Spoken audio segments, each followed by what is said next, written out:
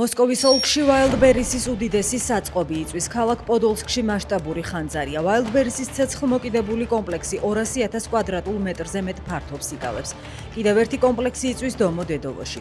მოსკოვის მერი იუწყება, რომ ღამის განმავლობაში მოსკოვის ოლქისკენ 600 დრონი მიემართებოდა, საიდანაც 201 ჩამოაგდეს.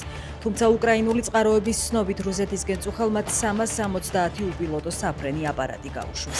ოკუპირებულ აფხაზეთში ბენზინის მორიგი პარტია შეიტანეს. ენგურის ხიდი წუხელ კიდევ 3 ბენზინ მზიდმა გადაკვეთა. კადრები კოალიცია ცვლილებისთვის წევრებმა გადაიღეს. დაახლოებით ღამის 10 საათზე ბენზინით დატვირთულმა ცისტერნებმა უპრობლემოდ გაიარეს ხიდთან მდებარე ქართული საგუშაგო. კომპანია, რომლის საწვავიც ოკუპირებულ აფხაზეთში გადის, აცხადებს, რომ მათგან ბენზინის შეპს სოლიდუსმა შეიძინა და სად განახორციელებს ის რეალიზაციას მათი საქმე არაა. Connect-ის ინფორმაციით, სოლიდუს ოკუპირებულ ტერიტორიაზე ეკონომიკური საქმიანობის სპეციალური თანხმობა აქვს. აღნიშნული მიწოდება იყო სახელშეკრულებო ვალდებულების ფარგლებში და დამატებით მიწოდებას შეპს სოლიდუსზე აღარ გეკმავთ, აცხადებს Connect.